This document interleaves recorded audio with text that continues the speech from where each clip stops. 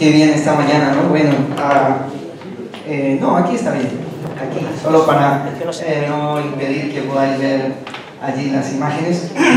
Y bueno, como decía Juan, ¿no? Nuestro primer llamado, nuestra adoración, nuestra entrega, nuestro amor completo, con toda nuestra alma, con todas nuestras fuerzas, al Señor, ¿no? ¿Y cómo evaluamos eso? ¿Cómo se mide eso, ¿no? ¿Cómo se prueba eso? Con el otro mandamiento, ¿no? Que dice: amén a tu prójimo, amén, como a ti mismo. Amén. Porque ya lo dicen más adelante, desarrollado la misma palabra a través de Juan. Dice: ¿cómo puedes amarle a Dios? ¿Cómo no puedes amar a tu hermano que le ves? ¿Cómo puedes decir, mejor dicho, que amas a Dios? ¿A quién no ves? Si no amas a tu hermano, ¿a quién ves? ¿Y a quién tienes cerca de ti? ¿No? A tu prójimo que está cercano, a tu hermano que está cercano, ¿no? Entonces, también de nada, bueno, adorar, entregarnos, emocionarnos y todo eso es fantástico, precioso, y tenemos que hacerlo porque ahí rendimos nuestro corazón y todo, ¿no? Pero a Dios no le basta eso.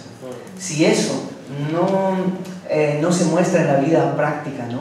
De tu trato al que está cerca de ti, de cómo tratas al que está cerca de ti, a tu hermano, entonces algo está pasando allí. Eso es solo emocionalismo, eso es solo como lo que el Señor le ha permitido ver a Sara.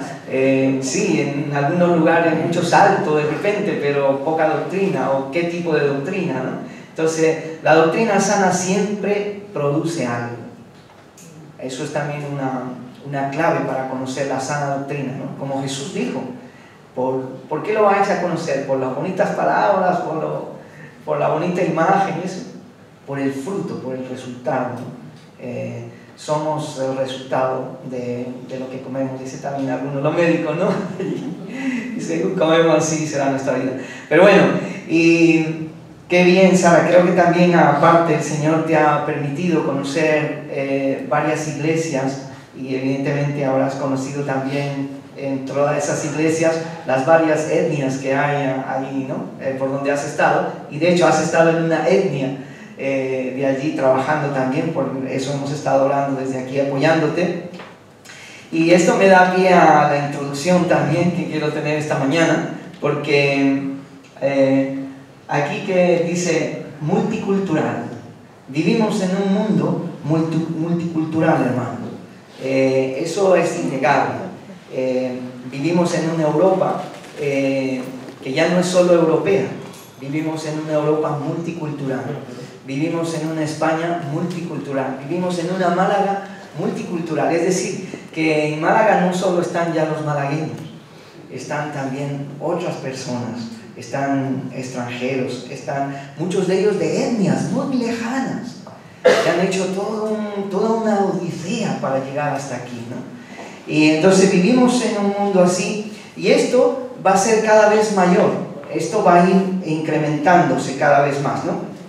Y tristemente también vamos a ver incrementándose la xenofobia, es decir, el rechazo a lo que tú no conoces, al que es diferente, al que no es igual que tú, al que no tiene la misma piel que tú, al que no entiende tal vez las cosas igual que tú. Y hay eso, ¿no? Eso, vemos esa raíz de xenofobia, ¿no? El rechazo, del miedo a lo que tú desconoces, ¿no? Y ya vemos que de una manera muy agresiva y muy violenta responden las personas cuando tienen este síndrome en sus vidas, ¿no? Y entonces, en medio de todo eso, nosotros, y a mí me encanta cómo, bueno, en la Biblia vemos que en los primeros capítulos, Dios crea la tierra, crea al hombre, y después vemos, ¿no?, a la tragedia cuando el hombre desobedece. Y luego, pues bueno, vienen los descendientes, y de pronto ahí también otra vez en el pecado, alejados de Dios, queriendo orgullosamente hacerse un nombre y llegar por ellos mismos al cielo. En la Torre de Babel ya eran muchísimos, ya eran varios pueblos, varias familias ahí, ¿no?, de descendientes de Cam, Jafet y Sem. Y ahí Dios tiene que confundirlos y esparcirlos, ¿no? Porque se habían unido para el mal, no para el bien, ¿no?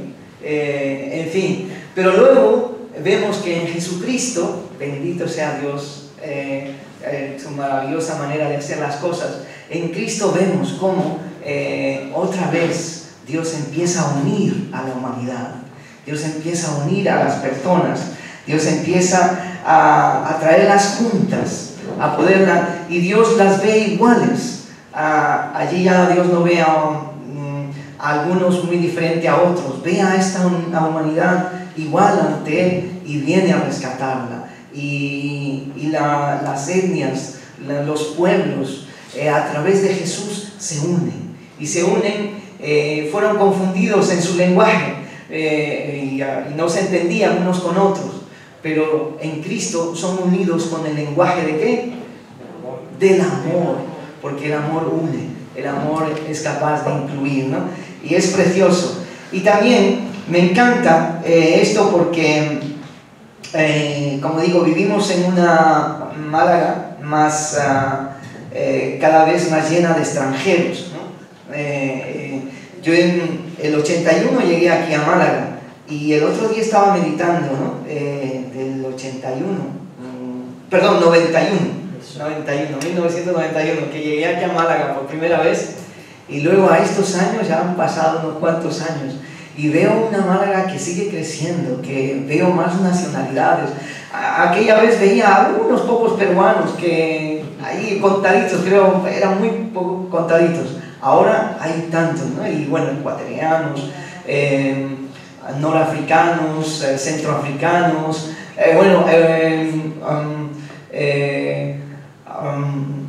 europeos desde allá arriba, desde los alemanes viniendo. Dicen que aquí en nuestra costa el pueblo más mayoritario, bueno, sobre todo por ahí por la Sarquía, y también sí, aquí Fuengirola y todo eso, son los alemanes y algunos nórdicos, ¿no? Que ya están por ahí a comprar sus casas, y bueno, su jubilación ya la pasan aquí el resto de su vida, ¿no? Se vuelven malagueños, mira, se vuelven andaluces. Y bueno, luego vienen otros grupos significativos también, ¿no? Entonces vemos así que Málaga no es solo de malagueños, ¿no? Y entonces, por todo esto que estamos viviendo, es bueno ir a la Biblia, porque el mundo tiene su concepto. La gente que no es cristiana, los gobiernos y todo, no quiero criticar, no voy a meterme en política, sino, pero hay toda una influencia, hay todos unos conceptos acerca de lo que es el extranjero, acerca de lo que es el que viene, y por eso encontramos una respuesta también, ¿no? Que Europa está teniendo hacia ello, ¿no? Pero nosotros, el pueblo de Dios, tú ya como cristiano, más que malagueño, porque tú ya no eres solo malagueño o solo español, tú ya eres también como un extranjero aquí en la tierra, ¿eh? Y más vale que te consideres así, porque tenemos una nueva nacionalidad, tenemos una nueva ciudadanía, que es la del cielo, la celestial, ¿no? Y bueno, por eso necesitamos ir a la Biblia, a ver qué dice Dios de los extranjeros. ¿Qué es lo que la Biblia habla acerca de ellos, ¿no? Porque allá afuera te vas a encontrar todo tipo de definición de lo que es un extranjero, ¿no? Aquí. Y es importante por eso ir aquí. Bueno, evidentemente los más maduros, los que conocen la Biblia mejor, evidentemente van a tener una definición más correcta de lo que es un extranjero, ¿no? Porque aquí la encontramos, ¿no? Y bueno, vamos a ver este texto de Éxodo 22, 21 y 22, y allí la Escritura nos dice, al extranjero, puede ser ¿no? inmigrante, refugiado, etc., dice, no le engañarás, ni le angustiarás, porque extranjero fuisteis vosotros en la tierra de Egipto. Y a ninguna viuda ni huérfano afligiréis, porque si tú llegas a afligirles, ellos clamarán a mí, y ciertamente oiré su clamor. Y me enfadaré a tal punto que os mataré a espada, y vuestras mujeres serán viudas y huérfanos vuestros hijos. Bueno, esto suena bien fuerte, ¿no? Y bueno, está hablando eso aquí primeramente de cómo debe ser nuestro trato hacia los extranjeros, y dice, ¿no? La Biblia textual, cuando aquí esta es la Reina Valera que dice, no engañarás ni angustiarás. En la Biblia textual, una traducción más cercana, dice, no maltratarás, no le tratarás mal al que no es de tu pueblo, al que es a lo mejor que tiene una piel diferente que tú, ¿no? No le tratarás mal y no le engañarás, y dice, no le angustiarás, no le harás sufrir, no le oprimirás, no abusarás, hay otras traducciones que dicen también, no lo esclavizarás. Y la razón es porque ellos mismos, el pueblo de Dios, el pueblo escogido de Dios, pero con un propósito, no para ser solo ellos el único objeto del amor de Dios, habían sido extranjeros, habían estado allí en Egipto, ¿no? Y bueno, y acá termina, dice también, habla también de las viudas y los huérfanos, porque son personas que debemos tener con ellas un cuidado especial, están en una situación de indefensión, ¿no? Indefensas, sobre todo el primer tiempo, ¿no? Cuando una mujer se queda viuda, pues hay una parte de ella que ya no está, ¿no? Hay toda una serie de necesidades que empiezan que antes no había, igual con un huérfano, ¿no? Igual con un extranjero que llega a un lugar y a lo mejor tiene que aprender una lengua nueva, adaptarse a una cultura nueva, a costumbres que para él no son las de él, así como Sarita, ¿no? A encontrarse con mosquitos que no eran los mosquitos de aquí, sino que son otros mosquitos, ¿no? Y aquí ella toda su vida, a lavar la ropa con la máquina y a secarla, ¿no? Porque ellos tienen secadora, pero allí hacerlo a mano y tenderlo al sol y esperar, etcétera, etcétera, ¿no? Cultura, no vamos a decir qué cultura es mejor, qué otra es peor, no. Todas las culturas tienen algo bueno y algo malo. Todas las culturas tienen cosas pecaminosas, pero también tienen virtudes, ¿no? Y bueno, esta mañana no va por ahí la cosa, pero es solo para entender esto, ¿no? Y bueno, dice también aquí, si el extranjero recibiría un trato malo, ¿no? Evidentemente, he hecho énfasis al extranjero acá en esta mañana por este aspecto multicultural, pero por sentido común, evidentemente, que si nosotros tratáramos mal a una viuda y a un huérfano, por sentido común sabemos que eso no se debe hacer, ¿no? Que eso es indigno, hacer eso con una viuda o hacer eso con un huérfano, ¿no? Pero a veces cuando se trata de un inmigrante, de un extranjero que ha venido, pues ya la cosa va cambiando un poco, ¿no? En cambio acá Dios tiene especial cuidado con estos tres colectivos, ¿no? Y entonces dice, si cualquiera de ellos, ¿no? Incluido el extranjero, clama a mí por su dolor, por su angustia de verse abusado, de verse allí menospreciado, Dios lo oiría, ¿no? Y Dios se enfadaría a tal punto que él dice, acá dice, mi furor se encenderá, y Dios se enfada, ¿eh? Muchas veces, nuestra imagen también doctrinal de Dios, que Dios es bueno, mira, Dios no pasa nada, al final Dios te perdona, como quieras, Dios es amor y tolera de todo, no pasa nada. Sí, Él es amor, pero es justo también. Su justicia va de la mano, ¿no? Ambas cosas. Y Dios se enfada, pero el asunto con Dios es que Dios siempre controla su enfado.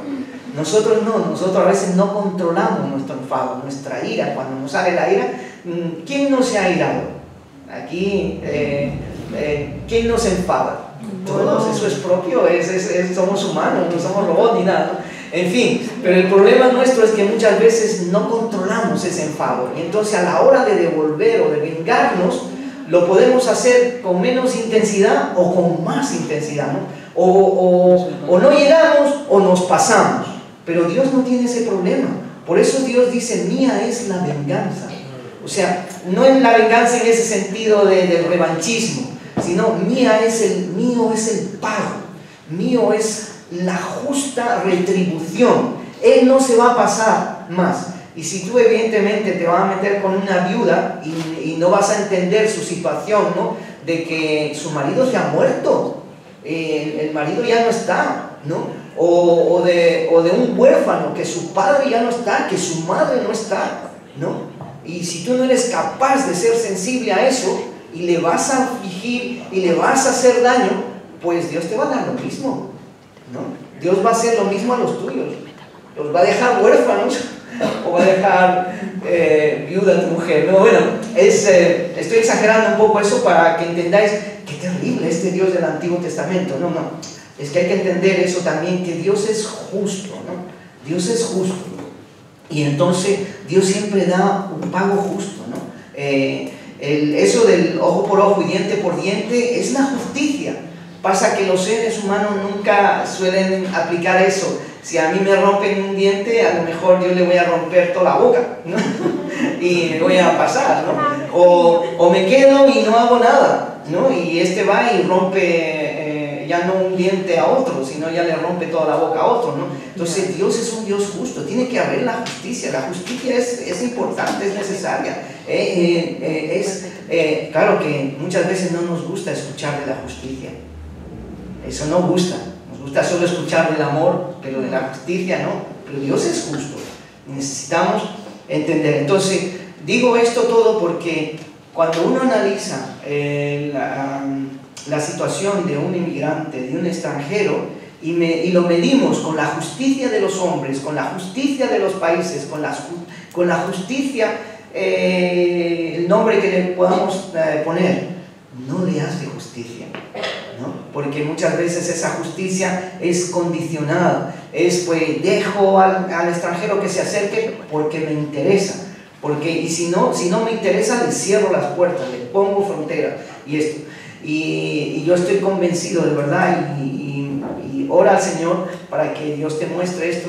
Y bueno, es evidente también que es la iglesia, somos nosotros los que vamos a poder dar una respuesta correcta a estos inmigrantes, a estos refugiados, a los extranjeros que ya están aquí en medio de nosotros, porque el gobierno va a dar muchas ayudas, ¿no? Pero a veces va a ser menos o más o interesada, te doy para esto, no te doy, ahora te quito, ahora te doy, etcétera, etcétera, ¿no? Y lo que realmente ellos necesitan es al Señor, que el Señor puede suplir todo lo que necesitan, ¿no? Y más que eso, dignificarlo. Y bueno, seguimos, pasamos a la siguiente, y leímos que el Señor le decía al pueblo de Israel, le decía, porque vosotros fuisteis extranjeros en Egipto. ¿A que sí? Eso está remarcado varias veces en la Biblia, recordándole a su pueblo de dónde Él les había sacado, quiénes habían sido ellos, ¿no? Y bueno, aplicándolo aquí a nuestra cultura local, yo me considero español no por nacimiento, pero por nacionalidad y por más años de vida, de verdad, porque yo he contabilizado, tengo 52 años, ¿no? Ya son unos pocos de años, ¿no? Y cuando yo cuento dentro de los 52 años, cuántos años he vivido en Perú y cuántos años he vivido fuera de Perú, ya son más los años que he vivido fuera de Perú. Bueno, parte lo he vivido en Marruecos, ¿no? Ya no soy, a veces digo, ¿de dónde soy? Pero bueno, en fin, pero me considero malagueño de adopción, ¿no? Y muchas veces los españoles, incluyéndome a mí, aunque no soy del nacimiento, hemos olvidado nuestra historia, ¿no? La historia española está marcada en muchos momentos por la inmigración. Desde cuando los españoles salían por la fiebre del dinero, emigraban. Emigrar con E significa cuando tú sales, y con inmigrar es cuando tú vienes, cuando alguien entra aquí, ¿no? Y los españoles salieron con la fiebre del oro, porque estaban deseando una mejor economía. A lo mejor muchos de ellos no salieron con el simple deseo de hacerse ricos, sino de conseguirle algo mejor a sus hijos, una mejor educación, algo más de ropa, algo más de nivel, que pudieran lograr algo más que ellos no habían logrado. Y ahí estaba la fiebre del oro, pues oportunidad para salir. Pero algunos no regresaron, algunos se quedaron, otros les fue bien, a otros no les fue bien, ¿no? Y podemos decir, ¿por qué esa gente no se queda en su país por allá? porque esa gente viene aquí a quitarnos, ¿no? O viene aquí a quitarnos el trabajo, a quitarnos esto, ambiciosos, ¿no? Se deberían quedar por allí. Evidentemente el hombre sin Dios, ¿qué va a hacer? El español de aquel entonces, viéndole ahí la puerta del oro, ¿qué va a hacer? Pues se lanza, ¿no? Entonces, pero encontramos otros momentos más difíciles de nuestra historia, en la guerra civil. Ya la gente no se movió porque quería, porque tenía ambición, salió porque tenía que huir, tenía que salvar su vida, tenía que salvar el pellejo, que tenía que tenía que proteger a sus hijos, tenía que proteger a su familia, y se vieron obligados a desplazarse. Por eso un inmigrante normal no es igual a un refugiado, a uno que va no porque él quiere, es porque le empujan, es porque no tiene otra solución, es porque no tiene otra alternativa, es porque no hay otra manera de poder enfrentar y encontrar solución, ¿no?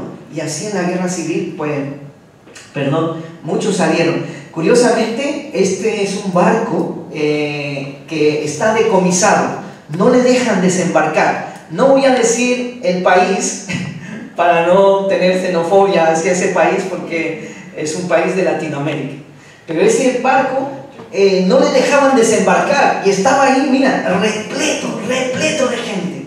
No le dejaban desembarcar porque evidentemente allí dirían, ¿qué vamos a hacer con esta gente? ¿Qué hacemos con esto? No tienen todos los permisos, tendrán todo su pasaporte, tendrán todos sus papeles en regla. No lo dejaban desembarcar, ¿no?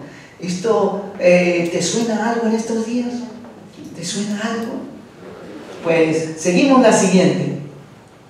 Aquí mira, en trenes. Eso no son extranjeros de aquí, que están de la Segunda Guerra Mundial y de todo esto. Son españoles, llenando trenes para desplazarse a otros lugares. Nuestra hermana Pepita acá ya fue a Alemania y curró, y ahí tiene su casita y todo, pero allá le ha costado, sudor, allá le ha costado. Ha tenido que dejar su tierra, ha tenido que dejar su gazpacho para irse allí a lo que tengo que encontrar ahí, ¿no? Y Adela y muchos otros, y otros tuvieron que irse ahí a Tetuán, a Tánger, etc. Seguimos. Y otros a América. Allá hay unas crónicas gráficas de cuando la gente emigraba a América, españoles que emigraban a América. Mire ese barco. Ese barco repletito de norteños, bueno, del norte, del sur, españoles que emigraban, ¿no? Pasamos la siguiente y mira esa imagen, aquel hombre mayor y aquel niño. ¿No te desgarra el corazón? ¿Tú puedes ser capaz de mirar hacia otro lado? Un hombre, una mujer que ha nacido de nuevo, que dice que alaba a Dios, que ama a Dios, no puede mirar a otro lado. No podemos ser indiferentes a eso. Algo tenemos que hacer, por lo menos orar, ofrendar, y por lo menos a los que están aquí más cerca, tratarlos mejor. Hay muchas imágenes en el norte de África, en Medio Oriente, de algunos que ya han llegado aquí, de unos que se han quedado allá. Crónicas terribles.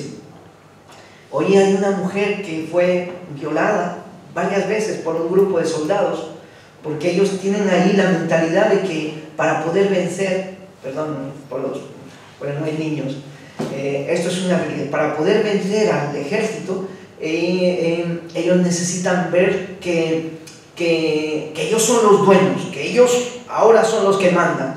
Esa mentalidad un poco la de Absalón. Absalón, cuando entró al reino, cuando perseguía a su padre David, se acostó con sus mujeres.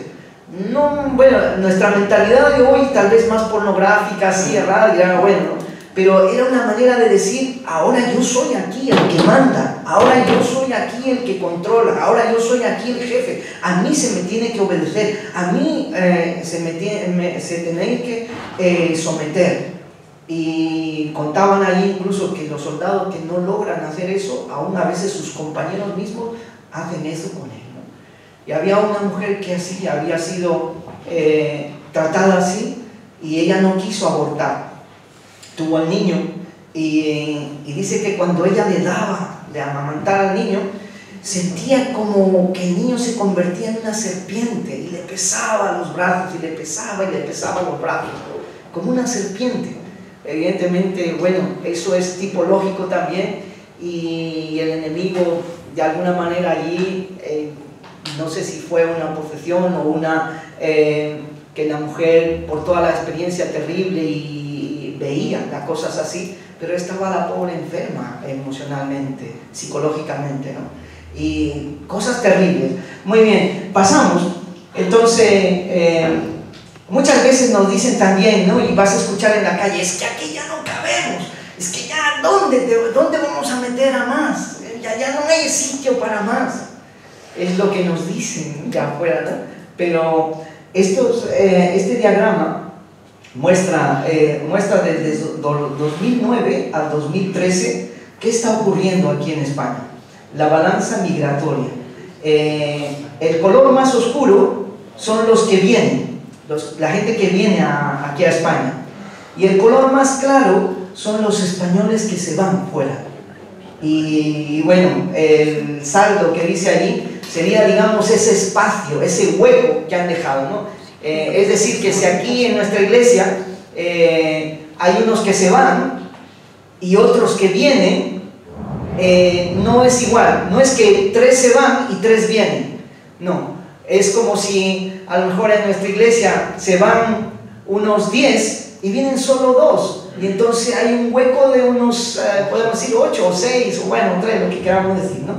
Entonces, ahora, eso tiene razones que a veces no se dice, o nos conformamos con escuchar lo que escuchamos en la calle, y nosotros, claro, un no cristiano dice, ¿dónde están esos inmigrantes? Que se vayan, que se marchen, aquí no hay sitio para ellos, ¿no?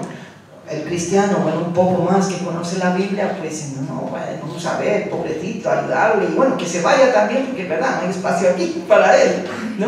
Pero eso no es una realidad. La realidad de hoy, 2016 ha cambiado ya un poco, porque estáis escuchando que hay muchos jóvenes. Tú acabas una carrera aquí en España, si esto no mejora, acabas una carrera y es mejor que tus padres te empiecen a comprar una maleta y empiecen a tramitar el pasaporte, porque si no vas a tener que aquí tener muchos tarjetazos o vas a tener que empezar tú mismo una empresa, porque oportunidades ya estamos viendo, con un paro que allí está, ahí, ¿no? Entonces, eso es probable que al 2016 esto está cambiando, ¿no? Entonces, pero claro, tú escuchas en la calle, escuchas al de aquí, al de allá, y claro, el fenómeno también de aquí de España, que como en muchas partes del mundo, las ciudades que están urbanizadas van creciendo, se van llenando, mientras que los pueblos van convirtiéndose en pueblos fantasma. La agricultura ya no es tanto un lugar donde los españoles están animados a ir a trabajar, los servicios, no, son los inmigrantes los que están trabajando. Mucha de la fruta que está en tu mesa está cuidada y tratada por inmigrantes. Los jefes son españoles, pero los que curran ahí son los inmigrantes, ¿no? Ahora, evidentemente hay que tener el equilibrio, ¿no? En todo lugar hay de todo, aquí como allá, y de los que vienen, ¿no? Pero muchas veces tenemos esos conceptos equivocados, ¿no? Porque no buscamos, porque no indagamos más, porque nos conformamos con lo que escuchamos en la calle ya, ¿no? O lo que nos dice a veces nuestra noticia, ¿no? Bueno, vamos más adelante, ahí os invito a seguir investigando. Vamos a volver a la Biblia, que es lo que nos interesa. ¿Cómo debe ser el trato hacia ellos? Dice aquí en este texto, vuelve a decir lo mismo, ¿no? No angustiarás al extranjero, porque vosotros sabéis cómo es el alma del extranjero, ya que fuisteis extranjeros en la tierra de Egipto, ¿no? El alma, lo que les decía eso, ¿no? Esta mujer, ¿sabes cómo? Bueno, luego tuvo un trato psicológico, pero ¿sabes lo que esa mujer hizo? Traumada porque aquel niño le pesaba. Un día que ella ya no soportó, y ella misma dice, esto me lo comentó una amiga cooperante mía, no lo he leído en un libro, ella ya lo comentó, es psicóloga, y ya lo comentó.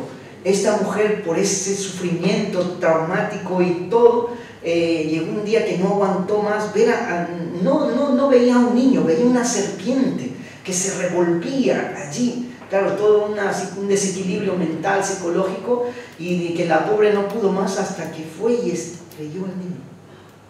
Y eso fue mucho peor porque después tuvo que tener todo un tratamiento, toda una terapia de sanidad que solo Jesús puede sanar, solo Jesús puede liberar de aquello. Esto no es algo que cuentan, estos son experiencias, realidades y de otras que no hemos escuchado. Pero esta gente cuando llega acá son prácticamente sobrevivientes, muchos de ellos, ¿no? Otros no, otros sí han emigrado por encontrar una mejor condición de vida, etc. Y no está mal, no está mal si respetan, si se adaptan y todo, ¿no? Porque sabes una cosa, el artículo 18 de los derechos humanos a nivel mundial, el artículo 18 dice que cualquier persona es libre de andar por el mundo, pero los seres humanos hemos construido fronteras, pedimos esto o aquello, y yo me otorgo el derecho de dejarte o no dejarte. Hemos cantado, la tierra es de Dios, Dios la creó, Dios nos la dio, nos la hemos apropiado, nos hemos hecho los señores de la tierra. El Señor de la tierra es Él, no somos nosotros. Por eso nuestra óptica, nuestro concepto hacia el extranjero, hacia el otro, debe partir de aquí para nosotros. No de todos los conceptos que hay y vendrán, el humanismo y todo eso proyectará conceptos, algunos muy buenos, pero que aún se quedarán cortos frente a lo que la Biblia nos dice, cómo debemos actuar con ello, ¿no? Levítico dice, cuando el extranjero more con vosotros en vuestra tierra, no le oprimiréis, como a un natural de vosotros tendréis al extranjero que more entre vosotros. O sea, como a uno mismo que ha nacido entre ustedes, la textual dice eso, un natural, bueno, para los que no entienden mucho eso, será tratado como a un español más. Esto hoy, las leyes y todas van por allí, la Biblia ya lo decía antes. ¿Por qué todo esto? Bueno, o sea, el trato debería ser igual, y no solo eso, y lo amarás, ¿como qué? Como a ti mismo. Muchos dicen, bueno, eso es un principio del Nuevo Testamento, ya que Jesús puso y que resumió toda la ley en estos dos, amar a Dios sobre todas las cosas y al prójimo como a ti mismo, ¿no? Pero ya en el Antiguo Testamento vemos, porque es ese Dios que tiene ese carácter, es ese Dios que cuando hacía la guerra no era para favorecer solo a su pueblo, sino era para poner justicia, para poner orden, para poner paz, porque si no ellos hubieran terminado matándose unos a otros.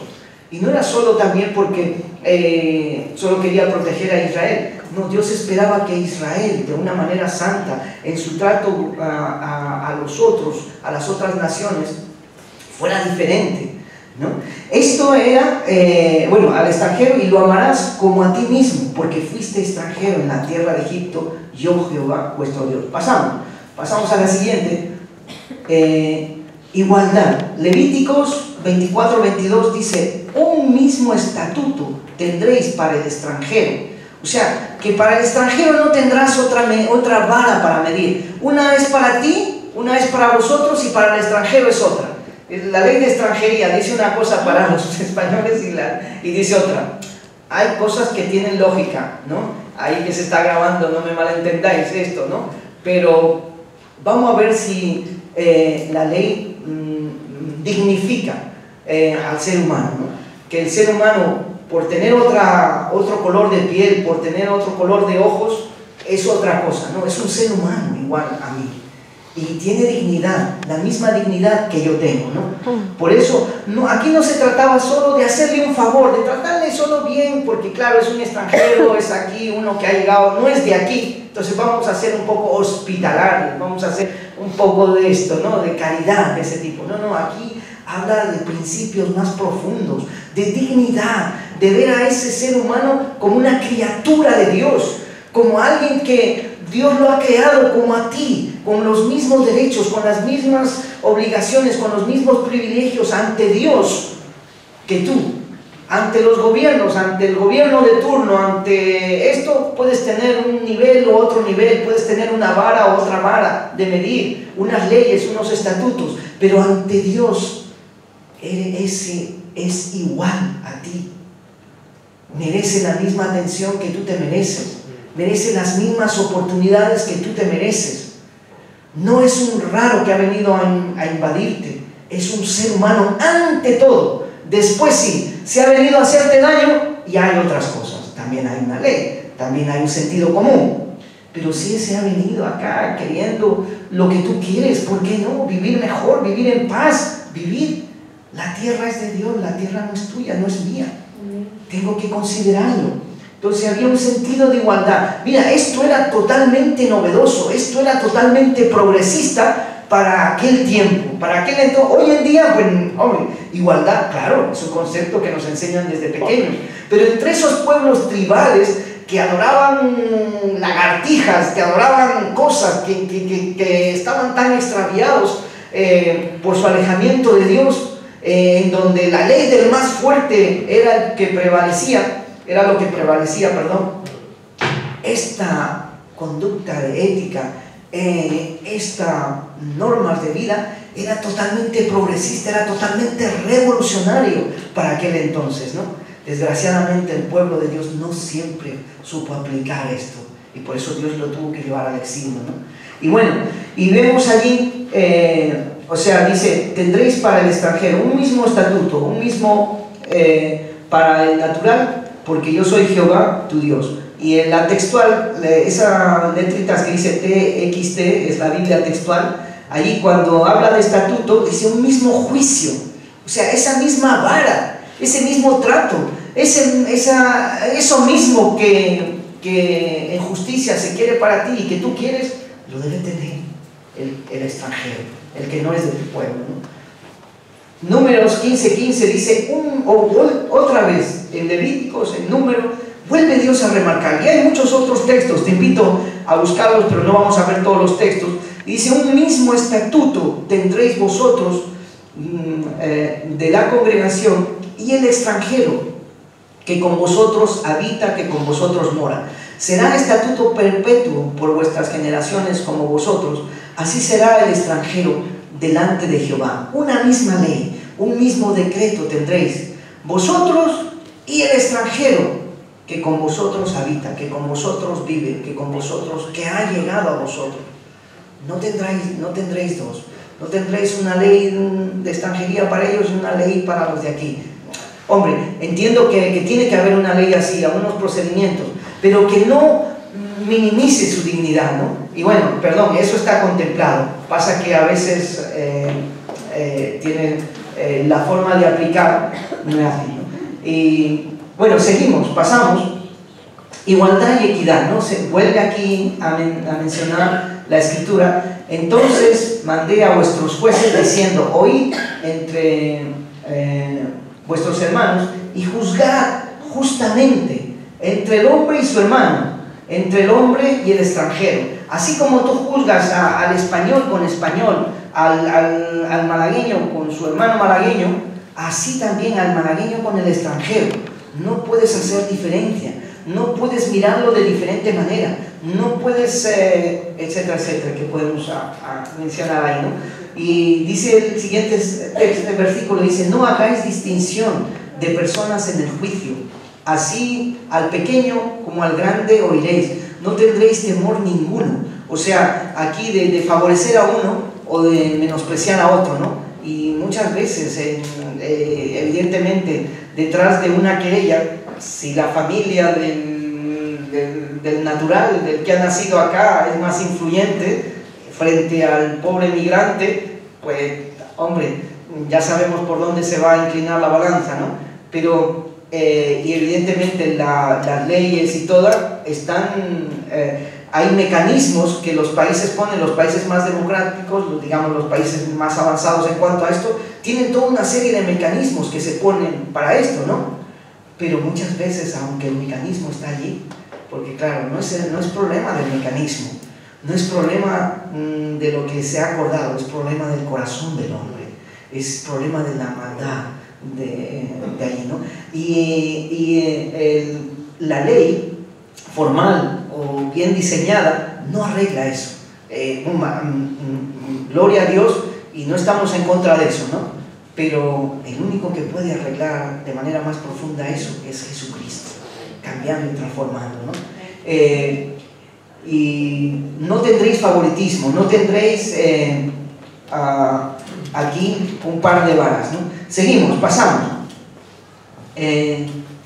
Dice, porque Jehová vuestro Dios es Dios de dioses, Señor de señores, Dios grande y poderoso y temible, que no hace acepción de personas. O sea, Él no tiene favoritismos. Él no dice, con estos sí y con estos no. No hay favoritismo en Él. Cosa que los judíos mismos no habían llegado a entender. Ellos cuando llegamos al Nuevo Testamento, ellos se creían una raza superior, le llamaban perros. A todo lo que no eran judíos, eran perros. Los gentiles eran, perdón por la palabra, disculpadme. Si investigáis y estudiáis más todos estos contextos, la palabra judío era un poco a veces peyorativa, era como un insulto, ¿no? Los perrillos, o sea, no tienen los mismos derechos, ¿no? ¿Cuántos se habían alejado de lo que Dios quería? Se habían ido lejísimos. Se creían ellos solo el especial pueblo y tesoro de Dios. Y se habían olvidado del resto de las naciones.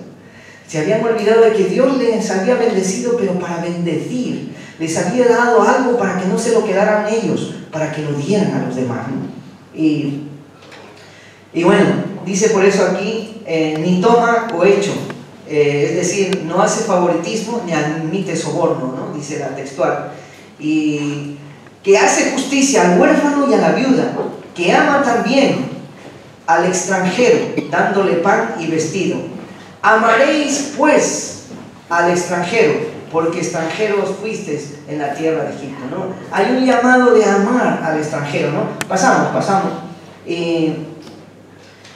Contribuir con parte de tus bienes. Ellos como pueblo de Dios tenían que contribuir con parte de sus bienes para el sustento de ellos, ¿no? Dice, no torcerás el derecho del extranjero, ni del huérfano, ni tomarás prenda de la ropa de la viuda, ¿no? Sino que te acordarás que fuiste siervo en Egipto y que de allí te rescató Jehová tu Dios. Por tanto, yo te mando, yo te lo ordeno, no es que te estoy sugiriendo, te estoy mandando, ¿no? Que hagas esto. Cuando ciegues tu mies en tu campo y olvides algunas gavillas en el campo, no volverás para recogerlas. Será para el extranjero, para el huérfano, para la viuda, para que te bendiga Jehová tu Dios en toda obra de tus manos. No en algunas cosas, en todas las obras de tu mano. Porque Dios que estaba educando allí, lo que a Dios le importaba no era lo que podían dejar o no dejar. Lo que más le importaba a Dios es que no quería un corazón egoísta, no quería un corazón que miraba para Él mismo, quería un corazón generoso. Porque como Juan Carlos ha dicho aquí al empezar, ¿qué tienes? ¿Tu casa? ¿Qué es tu vida? Tú no tienes nada, no tenemos nada. Todo lo que tienes te lo ha dado Él, es de pura gracia. No tengo nada. Lo que tengo es suyo, es porque Él me lo ha dado. Y yo cómo voy a pretender ser egoísta y controlar y no compartir, ¿no? Y bueno, dice también allí en el 20, dice, cuando sacudas tus olivos, no recogerás las ramas que haya debajo tras de ti, serán para el extranjero, para el huérfano y para la viuda. Y cuando vendimies tu viña, no rebuscarás tras de ti, será bueno para el extranjero, para el huérfano, para la viuda. Y acuérdate que fuiste siervo en tierra de Egipto, por tanto, yo te mando, yo no te sugiero, y si quieres lo haces y si quieres no. Si tú quieres ser pueblo mío, si tú quieres que yo sea tu Dios, si tú quieres de una manera práctica mostrarme que yo soy el jefe, pues quiero ver de manera práctica esto. Es por eso que la verdadera teología, la sana doctrina, tiene una parte teórica, tiene una parte educativa, instructiva, pero tiene otra parte práctica, tiene otra parte que se tiene que ver, tiene otra parte que se puede palpar, que se puede tocar. Sin una de otra no es. Y aquí, ¿no? Entonces, evidentemente, aquí se entendía, ¿no?, de que en ese primer inicio de un extranjero que llega necesita ayuda, necesita recursos, necesita pues lo mínimo para poder salir, ¿no? Y luego, si él ya logra una posición y todo, tiene que cumplir todas las mismas obligaciones que el resto, ¿no? Y así es, pero esto era el espíritu de eso, ¿no? Y es tremendo que le dice, mira, cuando en tus campos, cuando recojas, bueno, tu mies, ¿no?, es decir, tu cebada, tu trigo, lo que sea, o tus olivos, ¿no?, tu aceite, tus olivos, etcétera, o tu viña, ¿no?, tus uvas, eran cosas evidentemente valiosas de la agricultura. No eran tiempos en los que hoy la economía se mueve a través de otras cosas, ¿no?, aunque todo eso es necesario para la vida, ¿no? Pero la economía allí tenía que ver con esto, gran parte de su economía, ¿no? Es decir, que parte de su economía tenía que ir destinada a este colectivo. No era solo si tú querías, no era una limosna, no era algo que se daba para callar tu conciencia y listo, era algo que era un deber moral, era algo señalado por Dios, ¿no? Bueno, seguimos. Y bueno, quiero terminar con esto, porque ya es tarde. Y ¿qué he querido, bueno, mostrar con todo esto? El concepto correcto que tenemos que tener de los extranjeros, porque como digo, vivimos en un mundo multicultural, ya no es solo tu cultura, ya vivimos en medio de una multicultura, de muchos tipos de cultura, de muchas personas, ¿no? Entonces, dicen, y mira, uno de ellos es en esta Europa de extranjeros, formada por gran parte la Europa multicultural, nuestra España, nuestra Málaga, es multicultural y de una forma creciente. Por tanto, ver creciendo entre nosotros una iglesia multicultural debe ser nuestro desafío, debe ser nuestro punto de atención. Ya lo dicen los expertos. ¿Sabes quién es Mariano Velázquez? Juan Carlos sabe. ¿Quién es Mariano Velázquez, Juan? Mariano Velázquez, está en la FEDER, es un español. Bueno, Mariano Velázquez es el secretario de la Fraternidad de Iglesias Evangélicas en España. Creo que él sigue como secretario general, pero es un hermano muy conocido, poco más por allí, y él es un español, y él dentro de unos meses estará dando un taller en el que su ponencia titula La Iglesia Multicultural, instrumento para la evangelización de Europa. Lo dice un español que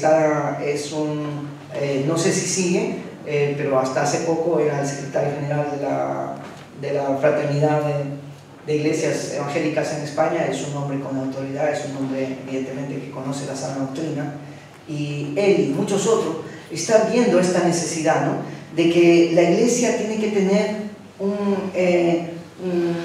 tiene que ser una iglesia abierta a las demás culturas, ¿no? Tiene que tener rasgos multiculturales. Y ¿sabes por qué también? Es algo que es tremendo. ¿Cómo es esa iglesia de Apocalipsis? La última iglesia, la iglesia final. ¿Cómo la ves tú? Esa iglesia que estará alabando al Cordero por los siglos de los siglos. Multicultural. Es una iglesia multicultural, no es monocultural. Ahí estarán de todo pueblo, de toda lengua, de toda tribu, de toda nación, alabando al Cordero por los siglos. Esa es la iglesia donde yo quiero estar. Y sabes, hace un rato cuando estábamos aplaudiendo al Señor, venía en mi mente y decía, Señor, bueno, aquí ya hay algunos latinos, hay semanas que nos están visitando centroafricanos, y debemos, cuando tú te acerques a ellos, tienes que acercarte con ese amor, con esa pasión del Señor, ¿no? Como nos dice la Escritura, ¿no?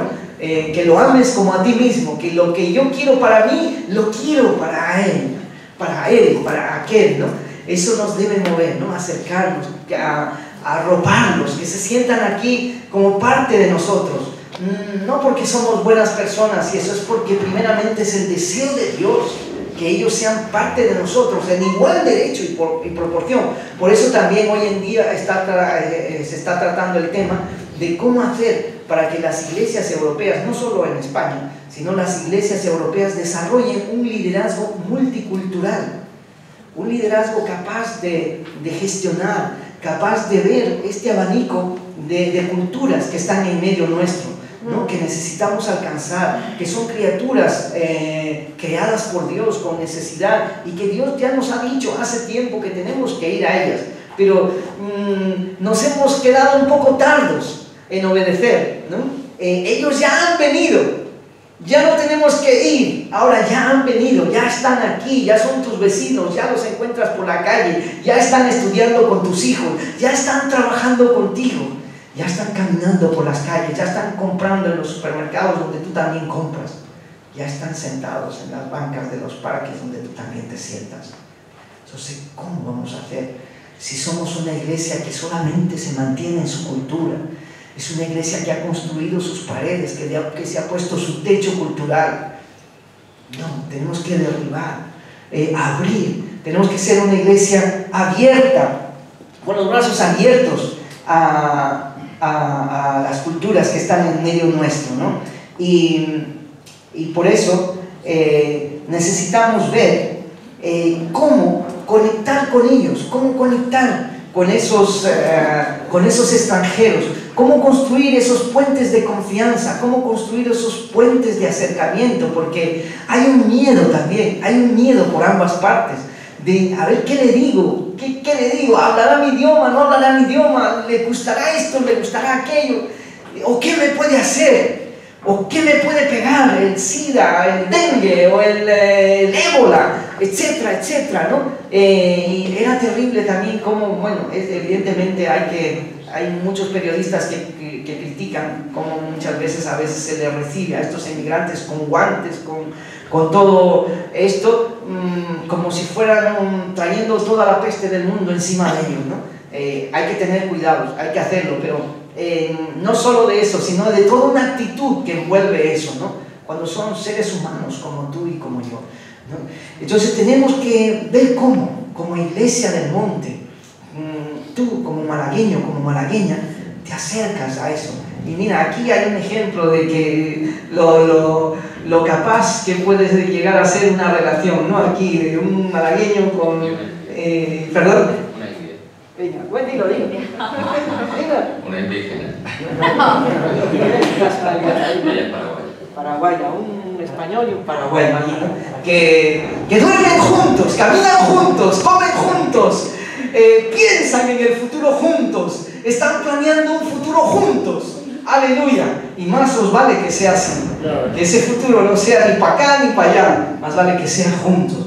Pues Dios quiere eso, Dios quiere eso, aleluya. Vamos a hacer una oración, porque esto es más profundo, hermano, de verdad. Y es cuando tú das, recibes, y es cuando tú te atreves a derribar tu miedo, tus temores, es que encuentras la libertad gloriosa de aquel que vive en libertad, de aquel que no teme. Evidentemente todo eso basado no en ti, sino en aquel que tú, en el que has puesto tu confianza, aquel que dice que es poderoso, capaz de guardarte de toda peste destructora, aquel que como poderoso gigante camina al lado tuyo, aquel como padre paternal cubre todas tus necesidades.